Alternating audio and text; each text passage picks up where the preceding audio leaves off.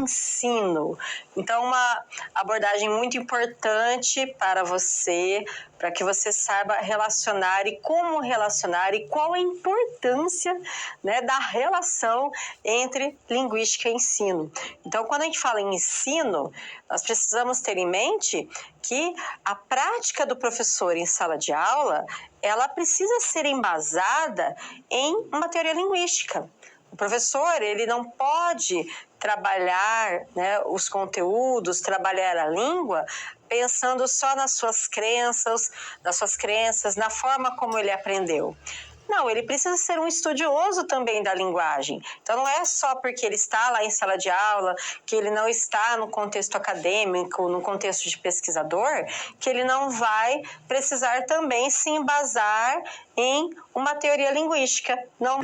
Então, o percurso da disciplina, ele envolve a ciência da linguagem. Então, de que forma que os estudos da linguagem foram alçados a um patamar de ciência, pensando em todo o seu construto, em toda a sua história, desde os hindus, passando pela Grécia Antiga, pela Roma, né, por Roma, pela Idade Média, até chegar em Saussure, que de fato, né, por meio, né, dos seus estudos consegue fazer com que a linguagem realmente seja um objeto de ensino e seja, de fato, então, considerado a linguagem passe, né, os estudos da linguagem passe a ser considerado uma ciência.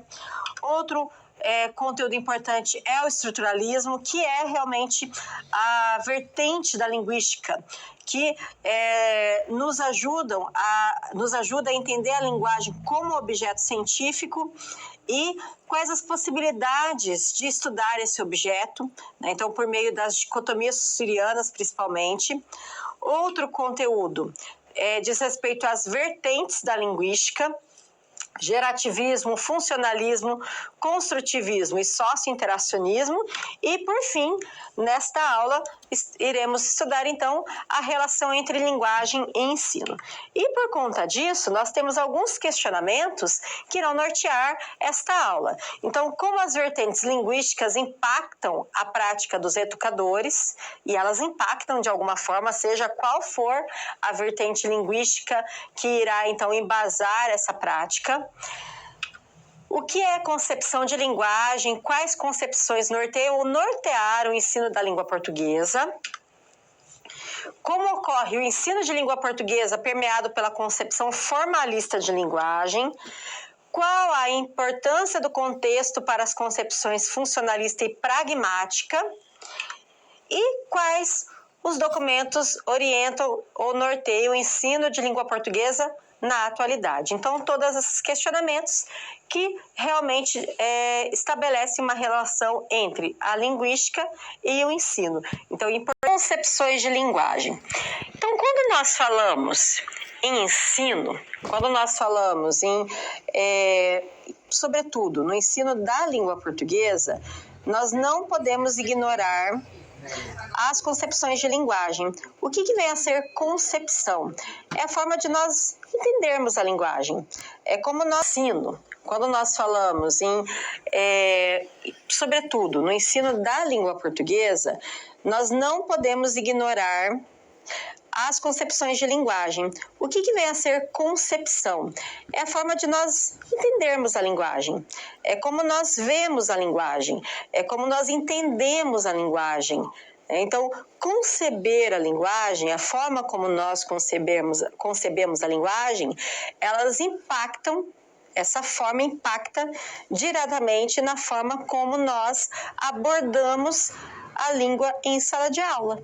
Então, todas as metodologias de ensino, toda a história do ensino da língua portuguesa, de uma certa forma, foi impactado pela forma como a linguagem era concebida naquele momento sócio-histórico de abordagem da linguagem. Então, a gente precisa entender quais foram as concepções que já nortearam a prática do professor de língua portuguesa e qual a concepção que atualmente é defendida pelos documentos que orientam ou norteiam o ensino de língua portuguesa na atualidade.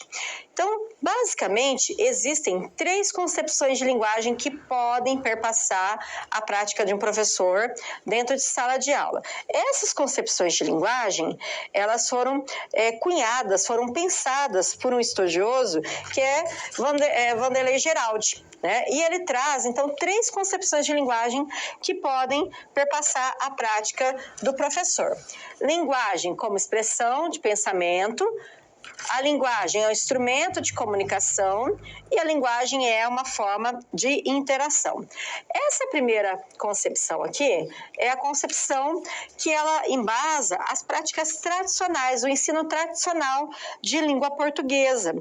Então, é uma concepção que ela entende que a linguagem, ela reflete o pensamento. E qual que é a consequência disso? A consequência disso é que aquele sujeito que ele não faz o uso da linguagem de acordo com as regras do bem falar, do bem escrever, esse sujeito ele é taxado como um sujeito que não pensa de forma adequada, porque pensar de acordo com essa concepção de linguagem é pensar de acordo com as regras gramaticais, pensar de acordo com as regras da gramática normativa. Então, a gramática normativa, ela vai trazer as regras do falar, do escrever bem, e o professor ele acaba sendo detentor do saber. Dentro dessa concepção, dentro do ensino tradicional, quais que eram os textos que eram contemplados? Os textos literários, porque esses textos eram tidos como modelos, né? Então não se considerava todas as situações de uso da linguagem dentro, né, do cotidiano do aluno, não se considerava a realidade do aluno, o ensino era muito elitizado, pensando então só na forma de usar a linguagem da elite, né, só das camadas mais privilegiadas. Tem que pensar também que durante muito tempo o ensino não era democratizado, né? Então essa forma de pensar a linguagem, né, como eu já falei, é uma forma muito tradicional. Infelizmente, muitos professores ainda perpetuam essa prática por meio de exercícios que só visam, né, a memorização de regras, que só visam a estrutura da língua, que só visam a prescrição das regras da gramática normativa, só visam o texto literário como modelo do bem falar e do escrever, e isso então acaba impactando, né, então, sobretudo no processo de ensino-aprendizagem do aluno. Então, uma visão muito tradicional de se conceber a língua. Outra concepção de linguagem, vamos ao quadro, é a linguagem, né, vista como instrumento de comunicação. Aqui, essa percepção, essa concepção de linguagem, ela leva em vista, ela considera as teorias da comunicação. Então, sobretudo, os elementos que perpassam o processo de comunicação, o processo de transmissão de uma mensagem, em que há um emissor, um código, a mensagem, o canal, o receptor. A língua, então, dentro dessa concepção, ela é vista como um código. E esse código, ele precisa ser dominado pelo falante. Então, mais uma vez, a gente tem também uma visão que ela também perpassa práticas mais tradicionais de ensino, porque o falante, ele precisa internalizar esse código. E aí, como que ele internaliza esse código, que é a língua? Por meio da repetição de exercícios, por meio, né, de exercícios de seguir um modelo que muitas vezes se embasa também, né, numa língua que só considera a gramática normativa, que só considera o padrão. Então, pensando, né, nessa concepção, nós vamos ter práticas em sala de aula que visam também somente repetição de exercícios, repetição de modelos e a prescrição de normas, para o aluno, então, internalizar esse código, internalizar aquilo que perpassa essa língua. Por fim, nós temos uma última concepção, que é a linguagem como uma forma de interação. Essa concepção, Ela foi encabeçada inicialmente por Mikhail Bakhtin, que é um estudioso russo, que defende que a língua ela é viva, que a língua é dinâmica, a língua ela é um processo de interação. Então aqui a gente tem que, a partir dessa concepção, uma visão de que nós adquirimos a linguagem para que nós possamos interagir socialmente. E nós internalizamos a linguagem por meio dessa interação social, né? Então, é por meio dessa interação que os indivíduos compartilham, né, os seus conhecimentos. A preocupação dessa visão, dessa concepção, não é só levar o aluno a adquirir conhecimento gramatical, ele é importante, mas mais do que isso, é levar o aluno a refletir sobre o mundo, sobre a utilização dessa língua. Então, essa concepção é a concepção que atualmente é defendida, né, pelos estudiosos e, sobretudo, pelos documentos que orientam e norteiam o ensino de língua portuguesa. Então, essas concepções, elas correspondem às principais correntes dos estudos linguísticos. Então, a gramática tradicional, o estruturalismo e o transformacionalismo, né? A linguística da enunciação e o funcionalismo. Então, se a gente pensar aqui nessas duas primeiras correntes, elas se baseiam muito na gramática tradicional, elas se baseiam muito na língua sendo vista como uma estrutura, apenas levando em consideração a forma e não o contexto, não levando em consideração o exterior, que influencia também na construção linguística.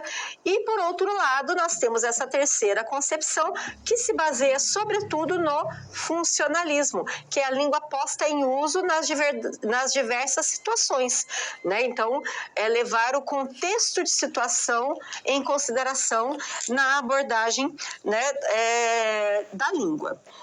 Outro aspecto importante é em relação à metodologia de ensino. Trouxe também uma citação de Geraldi.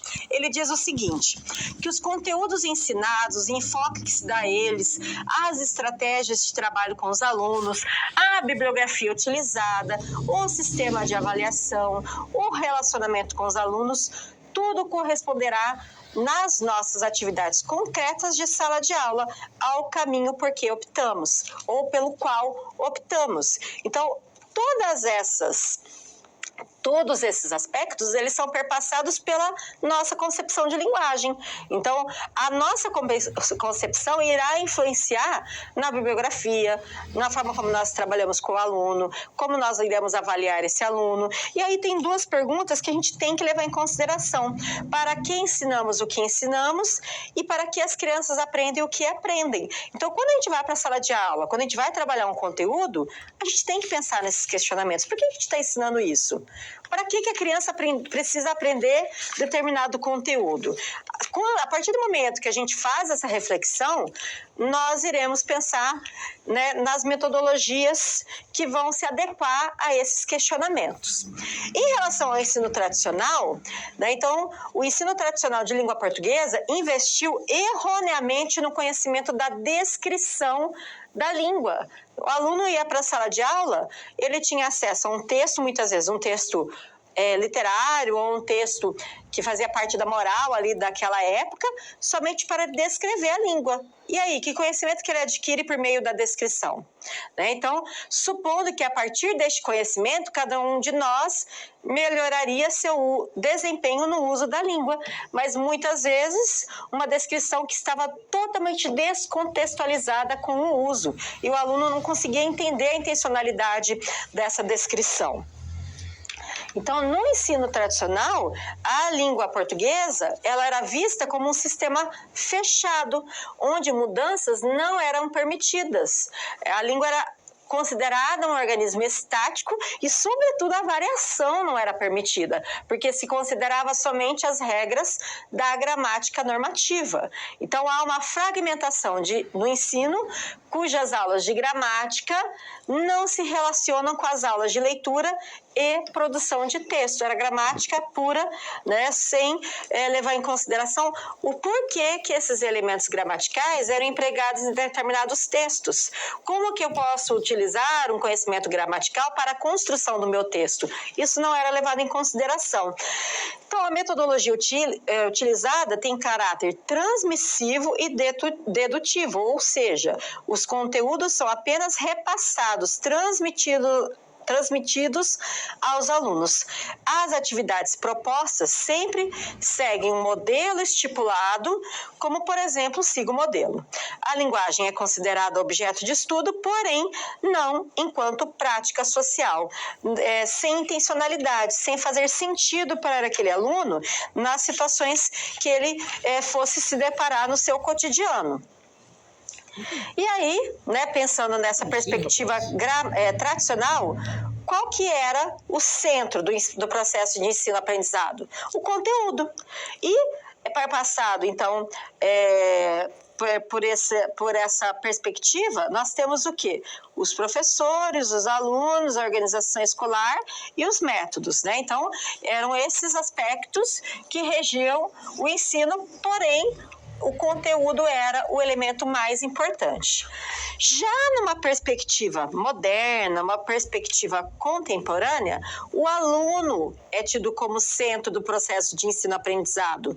E aí sim, nós temos o professor que vai ajudar o aluno a mobilizar as melhores estratégias, vai mediar o processo de ensino, o conteúdo a ser desenvolvido e por meio desse conteúdo que o aluno vai desenvolver também algumas habilidades importantes, a organização escolar, os métodos que irão ajudar esse aluno a, de fato, desenvolver determinadas habilidades. Então, o aluno passa a ser o processo e não mais o professor. O que é a competência em língua portuguesa, pensando numa perspectiva e numa concepção de linguagem mais interacionista? Então, o aluno, ele precisa dominar habilidades que o capacitem a viver em sociedade, atuando de maneira adequada e relevante nas mais diversas situações sociais de comunicação. É fazer uso da língua para a vida, é fazer uso da língua nas diversas situações sociais. E quanto a isso, eu trouxe uma atividade que traz, né, então, uma habilidade elencada pela Base Nacional Comum Curricular, que é um documento que vem nortear como o professor de língua portuguesa deve trabalhar a língua portuguesa em sala de aula, deve trabalhar esse componente curricular em sala de aula. Então, ele parte do pressuposto que o professor ele precisa desenvolver habilidades no aluno para que ele tenha competência em fazer uso da língua. Então, vamos observar a atividade. Então, a BNCC, ela apresenta uma série de habilidades que devem ser desenvolvidas em cada componente curricular ao longo dos anos escolares. Em relação à língua portuguesa, apresentamos abaixo um exemplo de uma das habilidades. Então, planejar e produzir em colaboração com os colegas e com a ajuda do professor, listas, agendas, calendários, avisos, convites, receitas, instruções de montagem, legendas para álbuns, fotos ou ilustrações digitais ou impressos, dentre outros gêneros, do campo da vida cotidiana, considerando a situação comunicativa e o tema, assunto, finalidade do texto. Então, o que nós observamos aqui? O aluno ele é posto no centro.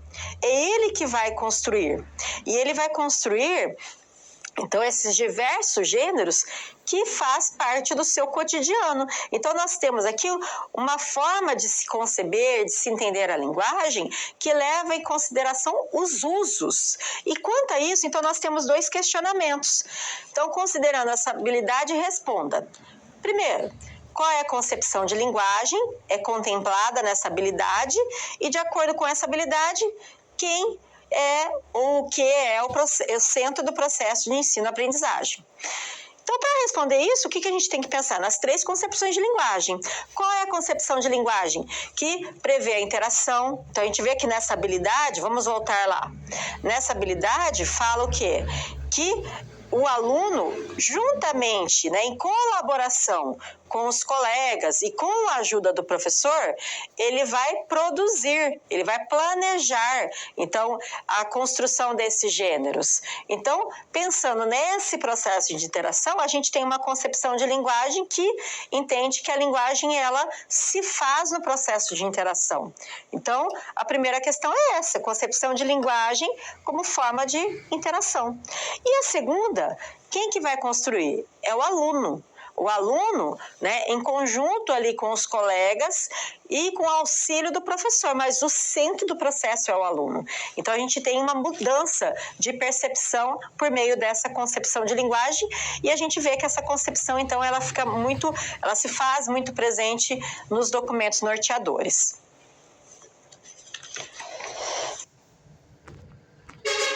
De linguagem. Concepção funcional e pragmática de linguagem. Então, todas as vertentes linguísticas, elas podem, de uma certa forma, interferir no processo de ensino-aprendizagem. Pode interferir nas metodologias adotadas pelo professor, pelos livros didáticos, pelos documentos que norteiam o ensino da língua portuguesa. E a concepção funcional, a vertente funcional e pragmática de linguagem, ela, atualmente, essas vertentes são as vertentes que têm norteado, sobretudo, os documentos que regem o ensino, que orientam, que norteiam o ensino da língua portuguesa na atualidade e, consequentemente, tudo que vem junto. Então, consequentemente, os livros didáticos têm sido construídos a partir dessa perspectiva funcionalista e pragmática, as orientações, as formações dos professores, a formação inicial, formação continuada, né? Então, tudo tem sido, felizmente, perpassado por essas concepções. E aí, vamos agora, então, falar sobre essa concepção, que ela visa, sobretudo, romper com o formalismo. Ela visa, né, tanto o funcionalismo, então visam tanto o funcionalismo quanto a pragmática, elas visam romper com aquele ensino tradicional, com aquele ensino que levava em consideração somente as regras, a prescrição, a estrutura interna da língua e desconsiderava totalmente o uso, desconsiderava totalmente essa língua sendo empregada nas diversas situações cotidianas que o aluno se depara e que irá se deparar na sua vida futura. Então, vamos ao quadro, né, falar da vertente funcionalista e a sua relação com o ensino. Então, essa vertente, ela tem uma ampla preocupação com os contextos de comunicação, né? Em que contexto determinado uso, determinado texto, determinado discurso é produzido. Então, em qual contexto? Então, isso é um aspecto extremamente importante que é levado em consideração na vertente funcionalista. E aí, então, nós temos a vertente funcionalista em oposição à vertente formalista. Então, para o formalismo, a organização da língua é definida pela sua estrutura. Já para o funcionalismo, a função é que vai determinar a forma. Então, é o uso que vai determinar a forma. Então, a gramática ela já não existe mais por si mesma, mas ela tem uma função dentro de um contexto. Por que que eu vou escolher determinada estrutura? Qual vai ser a minha seleção lexical no momento de construir um texto? Por que a língua tem um verbo, né? Por que ela tem um sujeito, né? Então, nós vamos entender as funções. Quando a gente fala em verbo, sujeito, objeto, né? Nós classificamos aquilo que nós falamos e não o contrário, né? Então, tudo isso vai fazer parte do ensino. A gente vai trabalhar, né, então, com objeto, a gente vai trabalhar com a adjunta de nominal, com o complemento nominal, mas o que vai vir primeiro é o uso. É a função, é o porquê das escolhas. E depois que a gente, então, vai classificar essas escolhas, né? Então, não de cima para baixo, dos elementos gramaticais das regras para o uso, mas sim do uso para os elementos gramaticais, né? Então, por que eu uso, por exemplo, o ainda? né? Então eu posso dizer assim, ainda não saiu o resultado da nota da prova de gramática, um exemplo, né? Por que eu estou utilizando esse elemento, o ainda? Ele tem uma função dentro do texto, dentro da frase, dentro de uma situação? Sim, né? Então, quando a gente faz ou a gente emite um enunciado, nós temos, né, tudo aquilo que é explícito, mas também temos tudo aquilo que é implícito, né? Então, o uso do ainda me leva à leitura do quê? De pressupostos, daquilo que está, né, que não está na superfície do texto. Se eu falo que ainda não saiu o resultado da prova de gramática, o que eu vou pressupor? O que é esse elemento? Qual a função desse elemento dentro do enunciado? É indicar que o resultado já devia ter saído, indicar que ele vai sair ainda.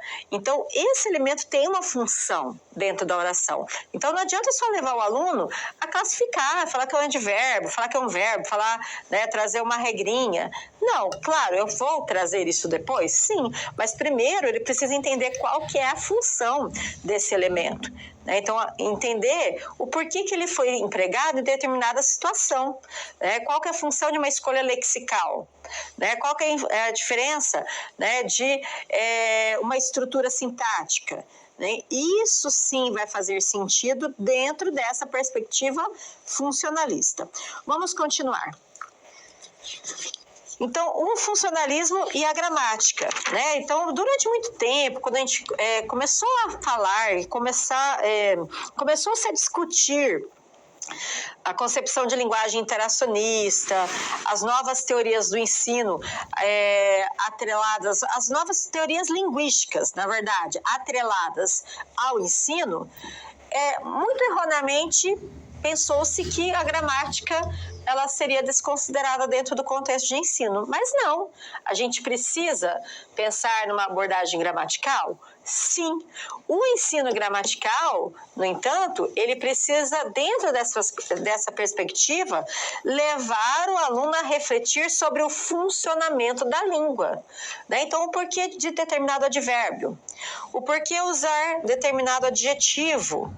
Né? Então, pensar em todas as escolhas, em todos os constituintes que são elencados no uso, que são contemplados no uso, dentro de determinado contexto, qual que é a funcionalidade, né, desses elementos, desses constituintes. E, a partir disso, então, pensar gramaticalmente dentro dessa funcionalidade esses elementos. Então, ensinar gramática, dentro dessa perspectiva, é desenvolver a percepção que temos da língua. Construir textos de forma a interagir com o outro. Atuar nas relações do dia a dia e dizer, pensar e representar o mundo e as coisas. Então, quando a gente pensa, né, na gramática dentro dessa perspectiva, isso faz toda a diferença. Faz toda a diferença. Dentro do processo de leitura de um texto, de compreensão de um texto, porque a gente vai entender todos os elementos que estão sendo contemplados na construção desse texto, o porquê, qual a finalidade. Então, qual a finalidade de se utilizar o mas? Né? Então, eu digo lá, a aluna estudou para a prova, mas... O que esse mas ele indica dentro desse processo de construção? O que nós esperamos que venha, né, após o mas, após o uso do mas? Algo que vai dar uma ideia de contrariedade. Então, levar o aluno a entender essa construção. Toda vez que eu uso mas, toda vez que eu uso porém, o que se espera que venha logo adiante, que venha em seguida, é uma ideia oposta. E aí depois a gente trabalha, então, a construção das orações coordenadas, com o uso das adversativas. E aí vamos trabalhando, então, como é que se dá essa construção, o porquê, qual que é a intencionalidade de se realizar uma construção como essa em determinado contexto de língua. Né? Então, é isso que a vertente funcionalista prescreve, prevê, melhor dizendo, em relação ao ensino da língua portuguesa. Dando continuidade, então, nós temos que a memorização de terminologias, a classificação de termos e orações, nada mais são do que exercícios artificiais, construir textos de forma a interagir com o outro, atuar nas relações do dia a dia e dizer, pensar e representar o mundo e as coisas. Então, quando a gente pensa, né, na gramática, dentro dessa perspectiva, isso faz toda a diferença. Faz toda a diferença dentro do processo de leitura de um texto, de compreensão de um texto, porque a gente vai entender todos os elementos que estão sendo contemplados na construção desse texto, o porquê, qual a finalidade. Então, qual a finalidade de se utilizar o mas? Né? Então, eu digo lá, a aluna estudou para a prova, mas o que esse mas ele indica dentro desse processo de construção? O que nós esperamos que venha, né, após o mas, após o uso do mas? Algo que vai dar uma ideia de contrariedade. Então, levar o aluno a entender essa construção. Toda vez que eu uso mas, toda vez que eu uso porém, o que se espera que venha logo adiante, que venha em seguida, é uma ideia oposta. E aí depois a gente trabalha, então, a construção das orações coordenadas, com o uso das adversativas. E aí vamos trabalhando, então, como é que se dá essa construção, o porquê, qual que é a intencionalidade de se realizar uma construção como essa em determinado contexto de língua. Então, é isso que a vertente funcionalista prescreve, prevê, melhor dizendo, em relação ao ensino da língua portuguesa. Dando continuidade, então, nós temos que a memorização de terminologias, a classificação de termos e orações, nada mais são do que exercícios artificiais, sem funcionalidade real no dia a dia de um falante. Não adianta de nada um aluno memorizar todas as terminologias, decorar a oração subordinada, adjetiva, restritiva, oração subordinada, objetiva, direta, oração subordinada, oração coordenada, adjunta adnominal, e decorar classificações, decorar regras, decorar listas de advérbios, conjugações. Se ele não vir uma funcionalidade, não conseguir enxergar uma funcionalidade em relação a essas regras, a essas terminologias, a essas classificações. Então, ensinar gramática, de acordo com a vertente funcionalista, é ir além de frases decoradas, regras de certo e errado e exercícios classificatórios.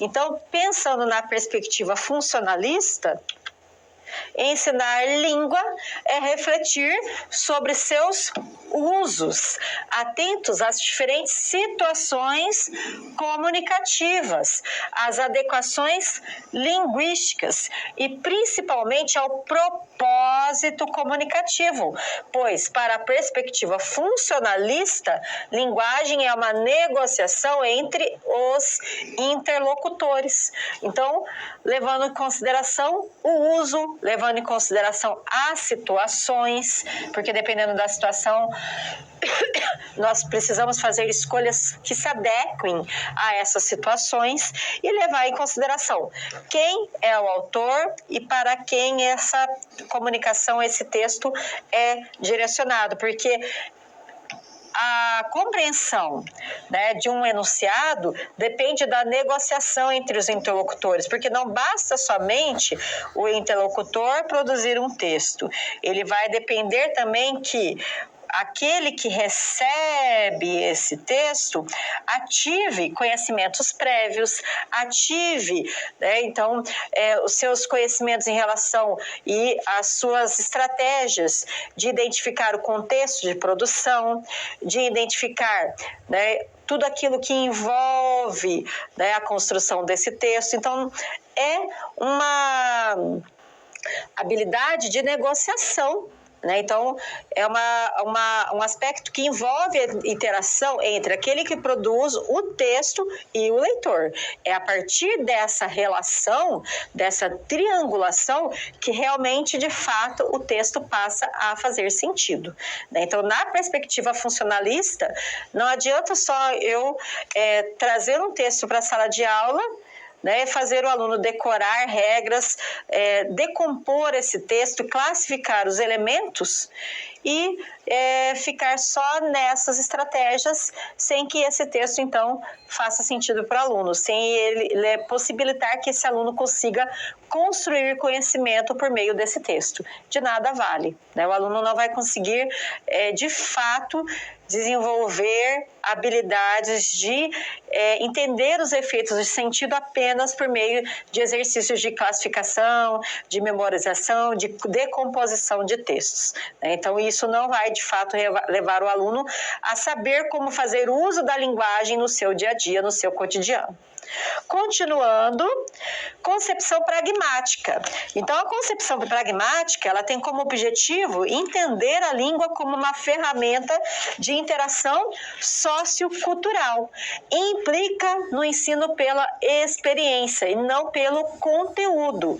E isso leva em consideração, então, essa perspectiva, ela leva em consideração o uso da língua em um contexto real. Por isso é importante pensar em quais textos vão ser levados para a sala de aula, vão ser contemplados em sala de aula, em quais situações, porque para essa concepção, o aluno ele só vai aprender se ele for imerso a um contexto real de uso dessa língua. Então, exemplo, durante a aula, a criança não apenas ouve e escreve a diferença entre orações subordinadas e coordenadas. Ela experiencia isso, lendo e construindo orações subordinadas e coordenadas, entendendo a diferença na produção do discurso, não apenas copiando da lousa e reproduzindo na prova, entender em que situação, em que contexto, né, ela pode usar esse tipo de oração. E continuando aqui em relação à pragmática, nós temos uma mudança muito substancial em relação ao ensino.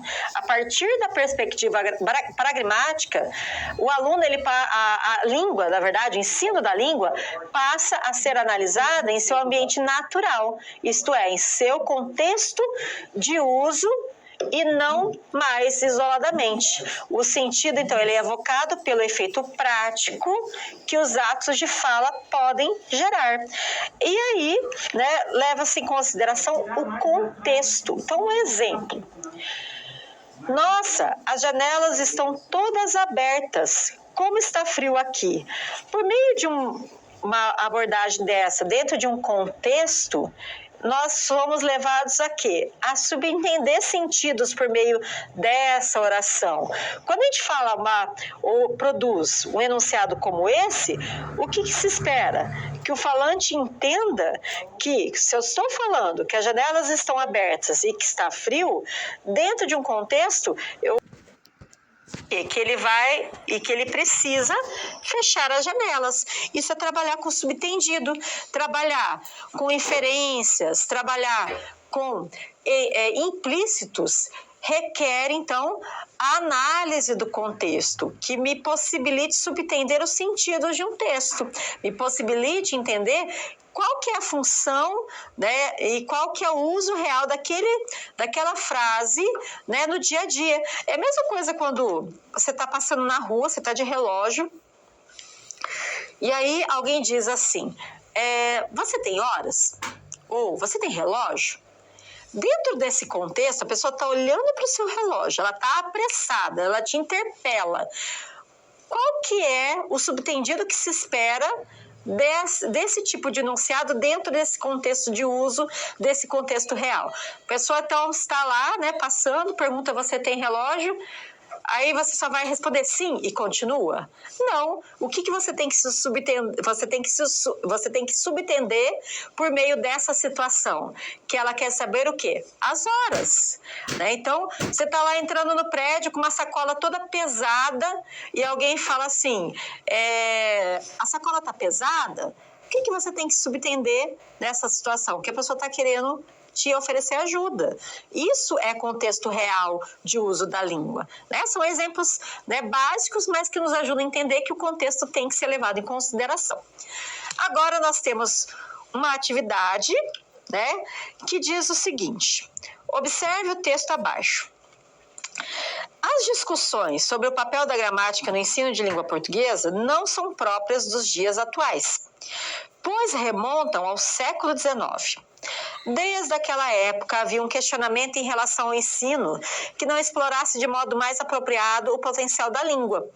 Entretanto, como os estudos sobre a língua seguiam forte tradição da filosofia e a linguística ainda estava nascendo, tais discussões não tiveram muitas consequências, tendo sido retomadas apenas no final do século XX.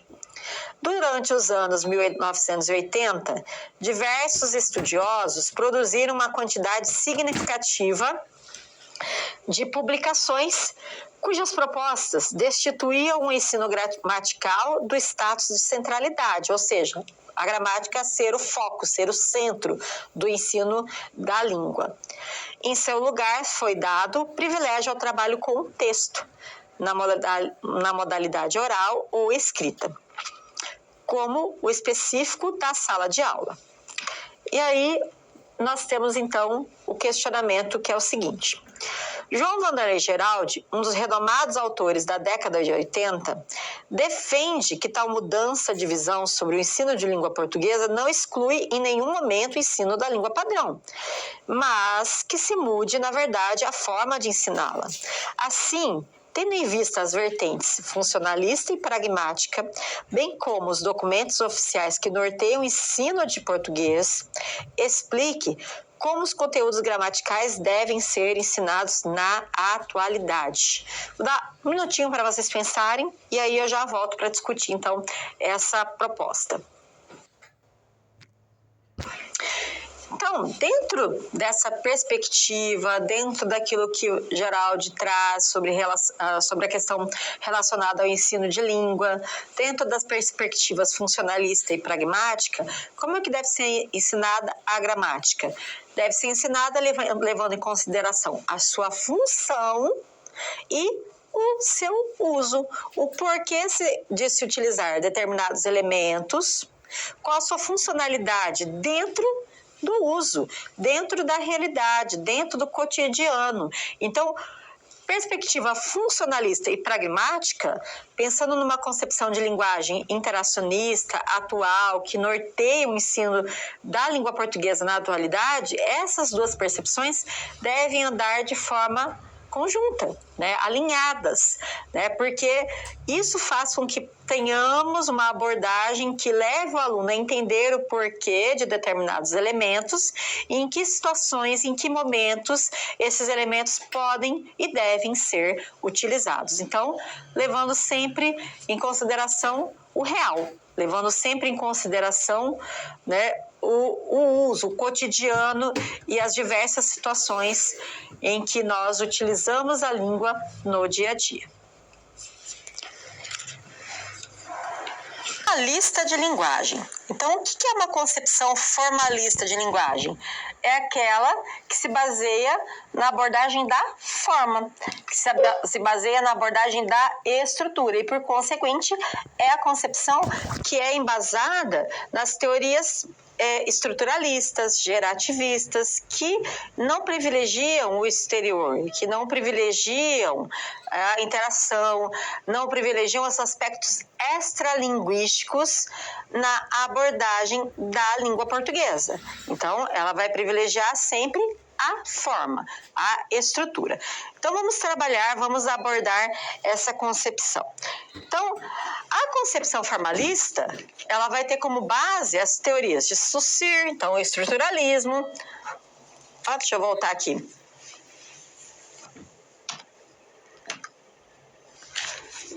Então, estruturalismo, de Jacobson, ou Jacobson, melhor falando, de Brumfield e de Chomsky. Então, o foco é na forma, o foco é na língua, na estrutura, nos aspectos internos, né? Sem levar, então, em consideração os aspectos externos que poderiam influenciar na construção linguística. E essa concepção, ela perpassa, sobretudo, as escolas tradicionais, as escolas que visam ensinar a língua a partir do ponto de vista gramatical, da gramática, da prescrição das regras gramaticais. E pensando nisso, então, as escolas tradicionais, elas são criticadas no contexto contemporâneo de ensino. Essa visão, né, esse foco na forma são criticados. Por quê? Porque hoje o ensino ele é baseado numa concepção mais interacionista, levando em consideração o uso, levando em consideração que os aspectos contextuais interferem, né, na forma como nós concebemos a linguagem. Trouxe um exemplo aqui de uma abordagem, né? Então, o que é estudar a forma? Né? Então, para a gente ver de uma forma mais concreta, né, o que é de fato estudar a forma, o que é o foco na forma, eu trouxe esse exemplo aqui, ó. Eu trouxe até um quadro aqui, né? Uma lousa, né, para a gente mostrar, então, como é que poderia ser, então, uma abordagem do conteúdo gramatical, né, numa concepção formalista de linguagem. Então, aqui eu trabalho com orações coordenadas sindéticas e assindéticas. Então, o professor, né, nessa visão, o que ele vai fazer?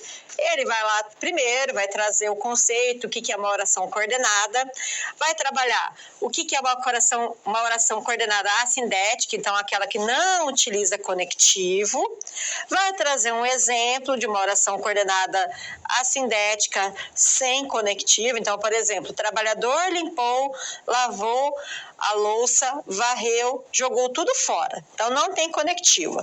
Depois, ele apresenta o conceito da oração coordenada sindética, que é aquela que utiliza conjunção ou locução coordenativa. Ele traz um exemplo. Então, o trabalhador limpou e jogou tudo fora. E aí, o que a gente pode, então, que o foco aqui desse exemplo é onde? É na forma. Como é que se estruturam os diferentes tipos de orações coordenadas. Então, um exemplo, muitas vezes, que não tenha nada a ver com a realidade do aluno, totalmente descontextualizado. Então, a preocupação com o processo em que os exemplos foram criados, como é que se construiu esses exemplos, qual relação que se faz, né, com a realidade do aluno, a preocupação com a produção de sentido a partir das definições, né? Então, qual que é o sentido que a gente consegue produzir a partir dessas definições, a partir desses exemplos? Né? Que sentido que eu consigo produzir a partir dessas frases? Né? Então, qual que é o motivo de se trabalhar dessa forma? Então, para a vertente formalista, a língua ela é vista como um sistema autônomo e seus estudos focalizarão especialmente a fonética, a fonologia, a morfologia e a sintaxe. Isto é, priorizam-se as características internas da língua, seus constituintes e as relações entre eles. O que seriam os constituintes? Então, lá na oração subordinada, aliás, na oração coordenada, o sujeito, o verbo, qual que é a conjunção que liga uma oração à outra, né? Quais são os elementos que seguem, né, que são seguidos a essa conjunção. Então, só os constituintes, mas não se trabalha, né, não se aborda quais são os seus sentidos, né, quais são os efeitos de sentidos que esses constituintes têm. É só uma abordagem interna. né, da língua estrutural. Então, portanto, a língua é observada nas suas relações entre as suas partes, em princípios, que orientam sua organização, gerando explicações que partem da própria estrutura. Então, a explicação, ela visa somente a estrutura, a língua pela língua.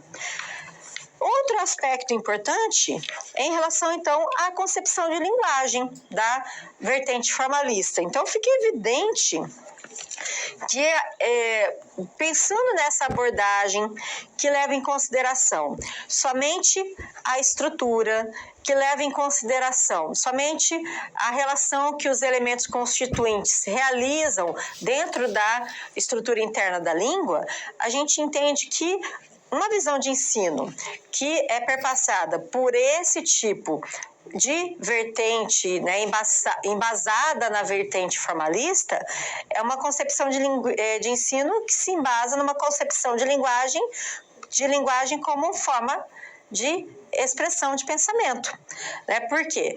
Porque, então, essa abordagem, ela entende que o aluno que não se expressa, ou que o sujeito, que ele não se expressa de acordo com as regras da gramática normativa, isso indica que ele não tem um raciocínio, um pensamento organizado, porque se expressar bem de acordo com essa concepção, é se expressar bem de acordo com as regras da gramática normativa.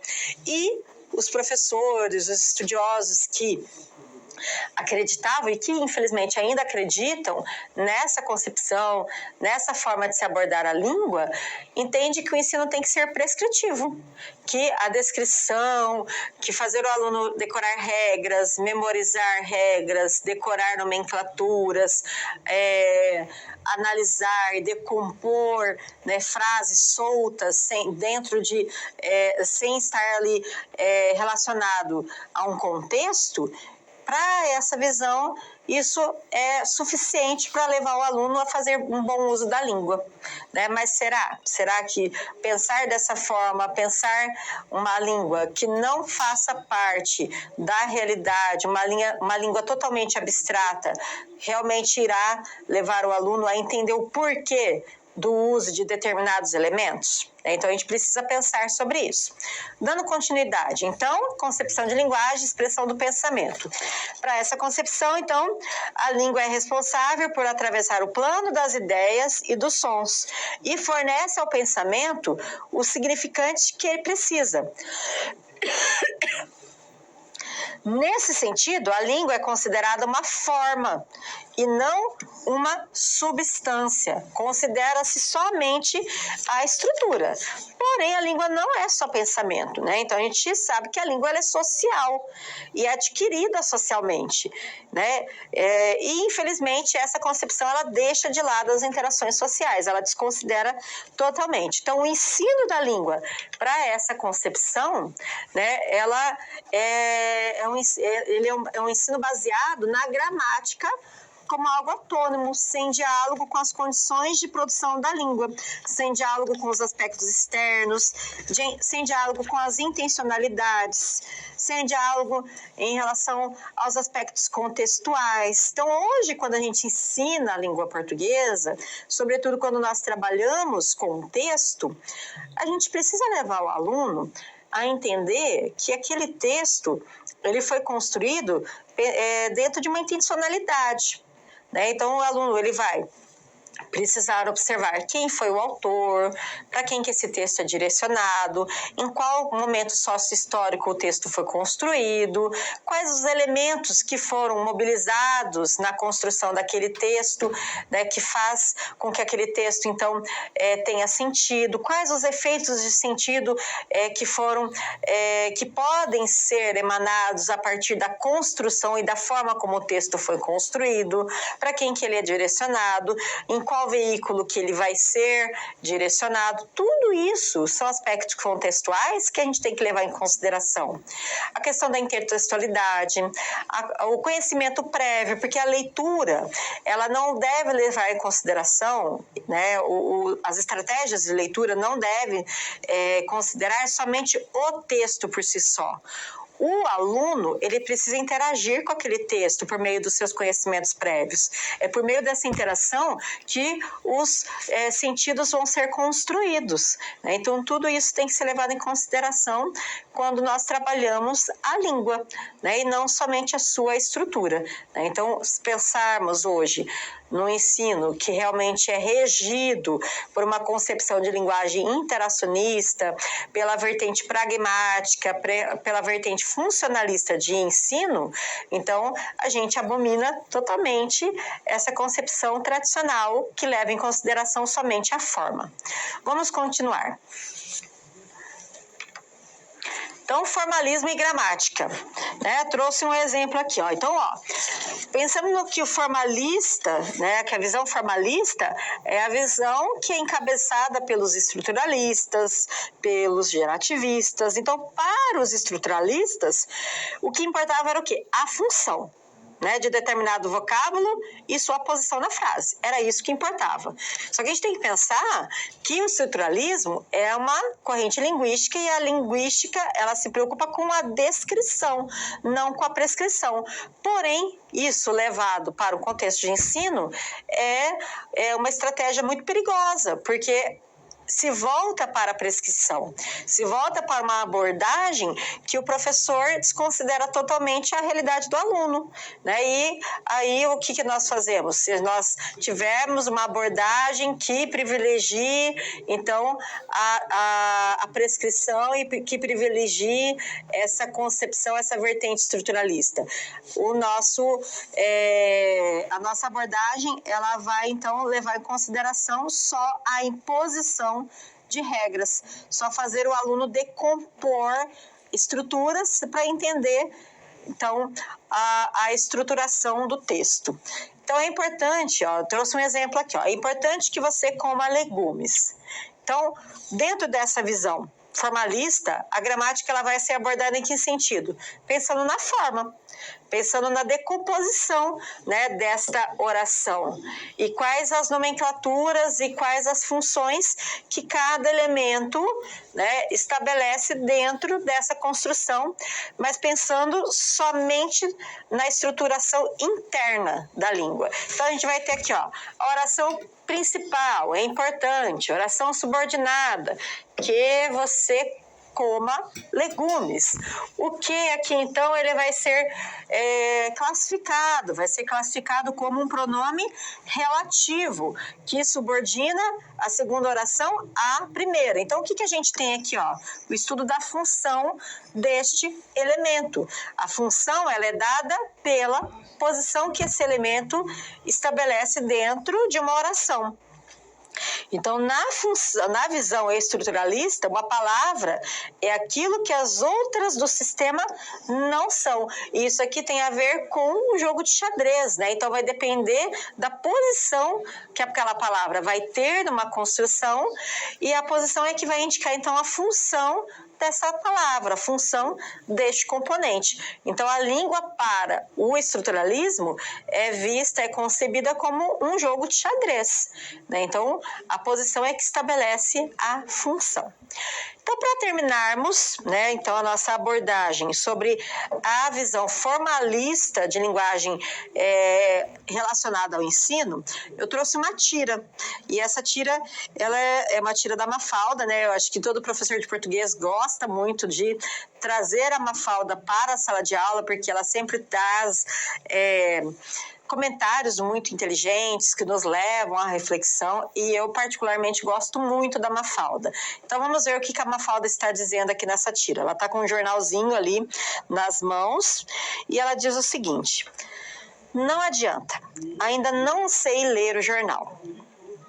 A única coisa que me ensinaram na escola até agora é que a mamãe mima o fulano e a fulana arranja o laço. Eu quero saber o que acontece com Johnson e Fidel Castro. E aí ela, aquela tentativa ali, né, de leitura. Mas parece que nem o Johnson é mimado pela mãe e nem o Fidel Castro arranja o laço. E aí eu pergunto para você, de que forma é possível relacionar essa tira com a vertente formalista de ensino?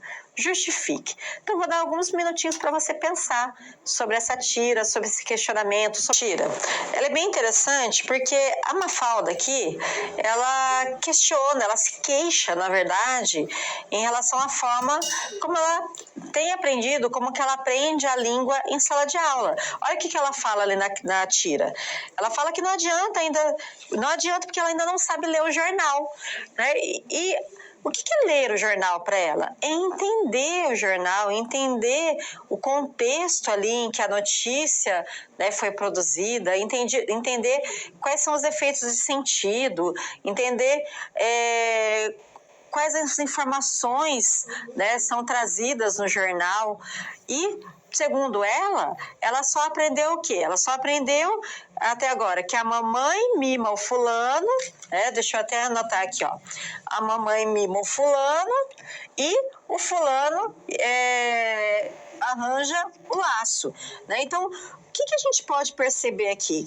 Que a forma que ela aprendeu a língua, que ela tem aprendido a língua, é uma forma que se baseia somente na estrutura, se baseia somente em modelos e que não tem relação nenhuma com o uso, não tem relação nenhuma com aquilo que é externo à língua.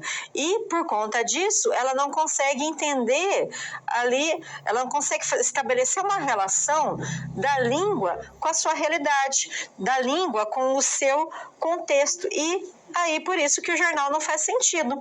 Durante muito tempo, é isso que infelizmente aconteceu no ensino de língua portuguesa. O aluno, ele ia para a escola, ele aprendia, né, todas as conjugações verbais, aprendia todas as nomenclaturas, todas as regras, mas na prática, infelizmente, muitas vezes ele não sabia entender um artigo jornalístico, uma reportagem, um artigo de opinião, um editorial. Por quê? Porque aquilo que aprendia em sala de aula era muito distante dos textos que ele tinha acesso no seu cotidiano, né? Então, essa queixa ela tem tudo a ver com essa perspectiva formalista de linguagem que exclui totalmente o contexto, que exclui totalmente o uso e a realidade do aluno. Então, felizmente, uma vertente, uma concepção que tem sido deixada cada vez mais de lado no processo, de lado do processo de ensino-aprendizagem da língua portuguesa. Documentos oficiais. Quando falamos em ensino de uma forma geral, o primeiro aspecto que é preciso levar em consideração é que o professor, em sala de aula, ele precisa basear a sua prática, primeiro, em concepções de linguagem e teorias linguísticas, mas, sobretudo, pensar que existem documentos que irão orientar e que irão nortear o ensino.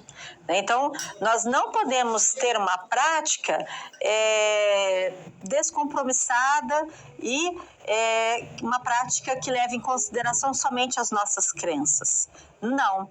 O professor, ele precisa levar em consideração, né, que existem muitos estudos, ele precisa ser um professor pesquisador, ele precisa ser um professor estudioso, porque a partir do momento que ele entende as vertentes linguísticas que embasam os documentos, que embasam o material didático, o livro didático, ele vai pensar, então, a sua prática de uma forma que faça sentido, né, uma prática que esteja alinhada com esses documentos e que traga, né, então, alinhado também todas as suas escolhas em relação às escolhas textuais, em relação à metodologia, em relação à forma de avaliação, à bibliografia selecionada. Então, tudo isso precisa ser levado em consideração. Então, nós vamos abordar os documentos, né? Então, quais são os documentos que já, né, nortearam, que já orientaram o professor de língua portuguesa dentro da perspectiva de como se trabalhar a língua em sala de aula e qual que é o documento atual que deve ser levado em consideração. Então, vamos lá. Então, Então, eu tenho aqui, né, eu trouxe aqui para vocês a legislação em relação ao ensino de língua portuguesa. Nós temos aqui, né, primeiramente, os parâmetros curriculares nacionais, um documento de 1998, que foi um documento de caráter orientativo, porque até então nós tínhamos abordagens dentro do contexto escolar, abordagens sobretudo da língua portuguesa, que era muito baseada no ensino tradicional, na concepção de linguagem como expressão do pensamento e na concepção de linguagem como forma de comunicação e que, por consequência, não levava em consideração o uso, não levava em consideração a interação, não levava em consideração que a linguagem é um meio de agir sobre o outro. A linguagem, ela é uma importante ferramenta, um importante mecanismo de construção social. E aí nós então temos a produção desse documento em 1998, de caráter orientativo, então era uma orientação para o professor, um documento baseado nas teorias socio-interacionistas de linguagem, então encabeçada por pesquisadores como Bakhtin, né, como Geraldi e outros pesquisadores que defendiam então essa concepção interacionista, e esse documento ele sustentava então a possibilidade de diversidades curriculares, eram flexíveis, porque não era norteador, era orientador, e que durante muito tempo então foi o documento, né, que baseou a prática de muitos professores em sala de aula. Então muitas secretarias estaduais, municipais orientavam que os professores precisariam se basear nesse documento para construir, então, os seus planejamentos, construir os seus planos de aula, os seus materiais, pensar nas suas metodologias. Então, era o pontapé inicial para essa abordagem mais real do uso da língua, mais funcional do uso da língua. Então, ele, durante muito tempo, foi um documento orientador. No entanto, a gente tem que pensar que o Brasil é um país de extensão continental, um país com muitos sistemas de ensino e, por consequência, um país que, sem um documento norteador, fez, né, e agora a gente está falando de documento norteador, não de documento orientador. Sem um documento norteador, fez que o ensino, e não só em língua portuguesa, né, agora vamos falar de um contexto mais geral, o ensino dos conteúdos não tivesse ali uma equidade em relação à forma de abordagem nas diversas regiões do país e nos diversos sistemas de ensino, considerando os sistemas particulares, as redes, os sistemas públicos.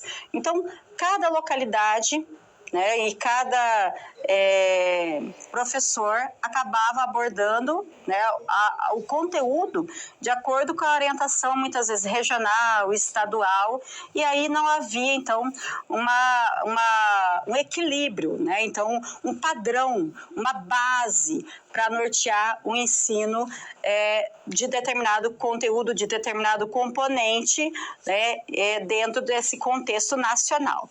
E com base nisso, então, que foi criado a Base Nacional Comum Curricular. Vamos ao quadro. Então, nós temos aqui a BNCC, né? Então, foi um documento construído aí, né, por várias mãos, né, amplamente discutido durante muito tempo, até chegar, então, na versão final desse documento. Então, um documento de caráter normativo, norteador, ou seja, né, o professor, as redes de ensino, as redes estaduais, os documentos estaduais, eles precisam precisam se basear nesse documento que traz, então, muitos elementos importantes, né, para que o professor, então, se oriente, para que o professor guie, na verdade, a sua prática a partir desse documento. E esse documento, então, ele vai trazer o quê? que é importantíssimo a gente levar em consideração o conjunto de aprendizagens essenciais que de norte a sul do Brasil precisam ser contemplados. Essas aprendizagens, elas têm que ser contempladas em todas as esferas, em todos os sistemas de ensino.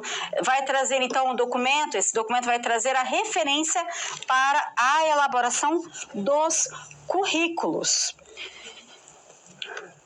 Então, eu trouxe aqui, para vocês conhecerem, né, a estrutura desse documento. Então, nós temos um documento que, né, a BNCC, que se volta, né, para o ensino fundamental. Na verdade, existe também, eu não trouxe aqui, mas existe também os documentos que dizem respeito à educação infantil, né? Eu trouxe aqui mais o que tem a ver com a nossa realidade, que é o ensino fundamental, sobretudo os anos finais e o ensino médio. Os anos finais, eles são, então, construídos, né, eles são organizados a partir dos componentes curriculares. Então, a área das linguagens, né? Então, disciplina de língua portuguesa, arte, educação física e língua inglesa, matemática, ciências da natureza, disciplina de ciências, ciências humanas que contempla geografia e história e ensino religioso que contempla o conteúdo, né, o componente de ensino religioso. No ensino médio, então, nós vamos ter componentes curriculares de primeira a terceira série.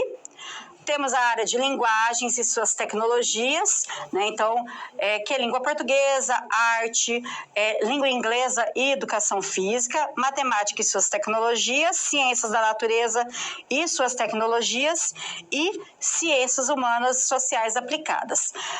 Pensando, então, nessa nova estruturação e que a base, ela, então, organiza o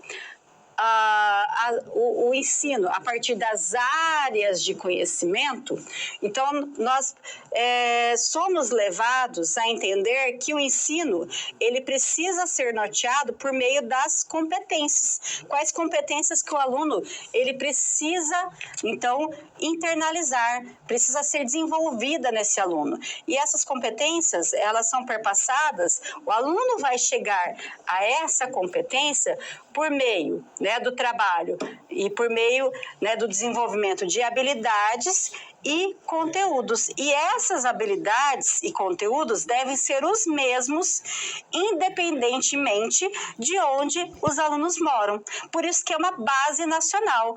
Em todas as regiões, em todos os sistemas, precisam, né, ser contempladas as mesmas habilidades, as mesmas competências e os mesmos conteúdos.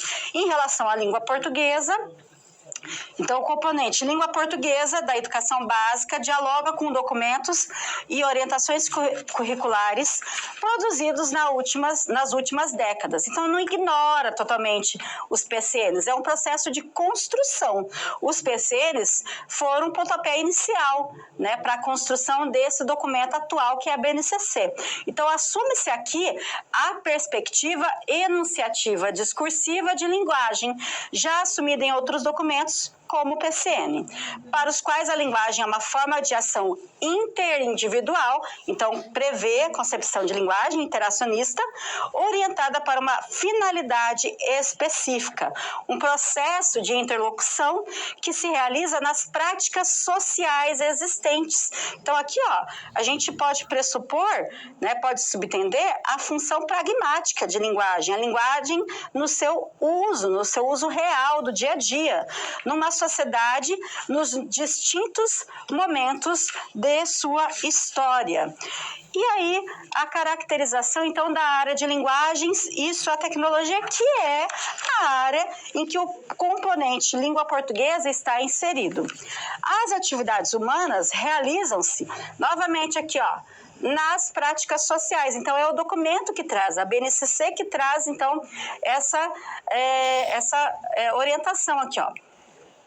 Nas práticas sociais mediadas por diferentes linguagens. Então, a gente tem que levar em consideração linguagem verbal, oral ou visual motora, como libras e escrita, corporal, visual, sonora, e contemporaneamente a linguagem digital, que hoje precisa sim ser abordada no contexto de ensino da língua portuguesa também.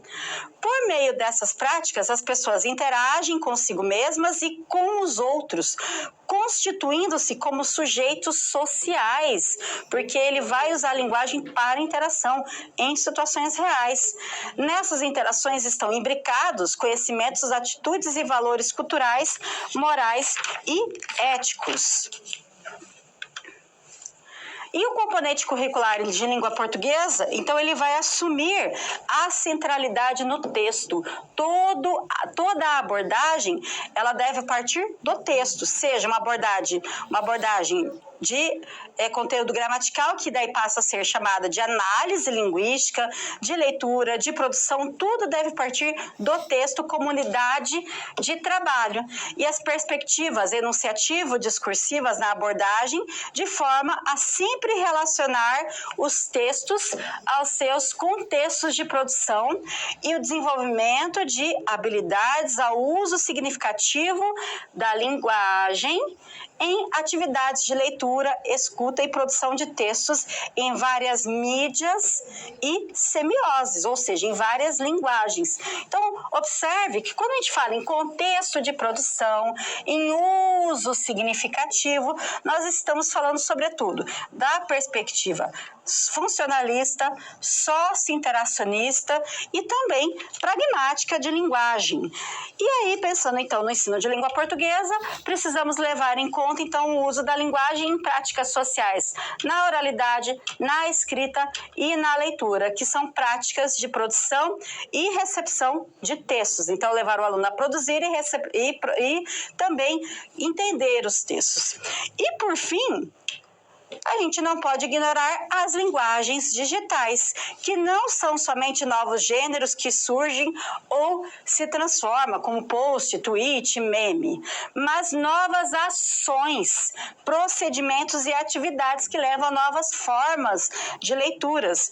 Então, novas estratégias, como curtir, comentar. Então, hoje, então, tudo isso tem que ser levado em consideração. Redistribuir, compartilhar, taguear, que supõe, então, o desenvolvimento de outras habilidades, que não são somente as habilidades tradicionalmente abordadas em sala de aula.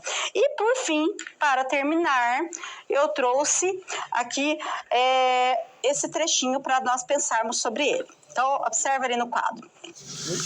A BNCC tem como objetivo garantir aos estudantes, podemos pressupor, subtender desse trecho que eu acabei de ler. Vamos observar aqui, ó. Então, primeiro, a redução das desigualdades sociais existentes no Brasil. Então, por isso que fala que o objetivo é garantir a todos os estudantes esse direito. E também o incentivo, à modernização dos recursos, trabalhando, então, com o letramento digital, com as novas tecnologias nas práticas pedagógicas. Então, a BNCC, ela tem esses dois pressupostos e que precisam ser considerados dentro do contexto do ensino, sobretudo do componente de língua portuguesa. Documentos oficiais. Quando falamos em ensino de uma forma geral, o primeiro aspecto que é preciso levar em consideração é que o professor, em sala de aula, ele precisa basear a sua prática, primeiro, em concepções de linguagem e teorias linguísticas, mas, sobretudo, pensar que existem documentos que irão orientar e que irão nortear o ensino. Então, nós não podemos ter uma prática descompromissada e uma prática que leve em consideração somente as nossas crenças. Não. O professor, ele precisa levar em consideração né, que existem muitos estudos, ele precisa ser um professor pesquisador, ele precisa ser um professor estudioso, porque a partir do momento que ele entende as vertentes linguísticas que embasam os documentos, que embasam o material didático, o livro didático, ele vai pensar, então, a sua prática de uma forma que faça sentido, né? Uma prática que esteja alinhada com esses documentos e que traga, né? Então, alinhado também todas as suas escolhas em relação às escolhas textuais, em relação à metodologia, em relação à forma de avaliação, à bibliografia selecionada. Então, tudo isso precisa ser levado em consideração. Então, nós vamos abordar os documentos, né? Então, quais são os documentos que já, né, nortearam, que já orientaram o professor de língua portuguesa dentro da perspectiva de como se trabalhar a língua em sala de aula e qual que é o documento atual que deve ser levado em consideração. Então, vamos lá. Então, eu tenho aqui, né, eu trouxe aqui para vocês a legislação em relação ao ensino de língua portuguesa. Nós temos aqui, né, primeiramente, os parâmetros curriculares nacionais, um documento de 1998, que foi um documento de caráter orientativo, porque até então nós tínhamos essa aula. Então, na aula, quais foram as abordagens, os aspectos importantes que nortearam esta aula? Então, primeiramente, nós vimos que o ensino de língua portuguesa pode ser permeado basicamente por 3 concepções de linguagem: expressão do pensamento, instrumento de comunicação e forma de interação. Nós vimos que, a depender da concepção de linguagem, o professor terá práticas pedagógicas que estarão alinhadas com essa forma de entender, de conceber a linguagem. Então, se o professor é um professor que ele entende que a linguagem é uma expressão do pensamento e que aquele sujeito que se expressa mal é porque não pensa de forma adequada, não pensa bem, com certeza esse professor vai ter uma prática em que ele vai privilegiar o quê? O ensino das regras gramaticais, porque para ele pensar bem é pensar de acordo e se expressar bem é se expressar de acordo somente com as regras gramaticais. Quer dizer que, porque eu tenho uma concepção interacionista, não vou trabalhar regras gramaticais? Não, não é isso. É entender que elas não são suficientes para uma expressão adequada. É isso que a gente tem que levar em consideração quando a gente pensa em concepção de linguagem. Então, toda a concepção de linguagem vai direcionar a prática do professor, as suas escolhas, a sua forma de avaliar, as metodologias que ele irá elencar, né, e que ele vai contemplar no ensino da língua portuguesa. Outro aspecto que nós vimos é que, atualmente, a concepção que norteia os documentos oficiais de ensino de língua portuguesa é a socio-interacionista. Então, nós vimos que os documentos eles levam em consideração o uso, eles levam em consideração a língua sendo incorporada à realidade do aluno, a língua com uma função social, a língua sendo considerada nas diversas formas de interação, analisar o porquê de determinados elementos, né? Então, entender o porquê das escolhas linguísticas, né? Como que essas escolhas elas podem impactar na produção de discursos, de enunciados, como fazer a leitura de textos levando em consideração essas escolhas. Então, tudo isso norteia o ensino e, sobretudo, os documentos que orientam, né, os documentos que norteiam, né, o ensino de língua portuguesa na atualidade. Vimos também que a concepção formalista influenciou e influencia escolas tradicionais e tem como foco a forma, a estrutura, a gramática por si mesma, sem levar em consideração, né, a sua funcionalidade.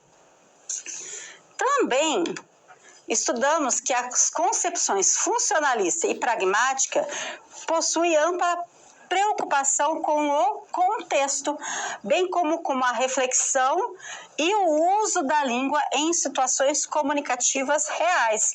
Então, considera, né, não só o texto, mas como ele foi produzido, para quem ele foi produzido, a quem ele é direcionado, o contexto sócio-histórico, como que esse texto pode ser utilizado no dia a dia, em que situações, quais são as situações reais de uso da língua. Então, tudo isso é perpassado por essas concepções.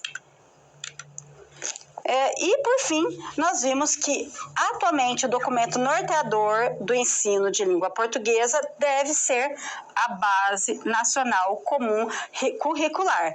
É esse documento que vai nortear todos os estabelecimentos, todas as redes de ensino, as secretarias estaduais. Então, no começo do ano, quando nós fazemos o planejamento, pensando, então, nesse documento. Hoje em dia, é esse documento que vai nortear a prática do professor.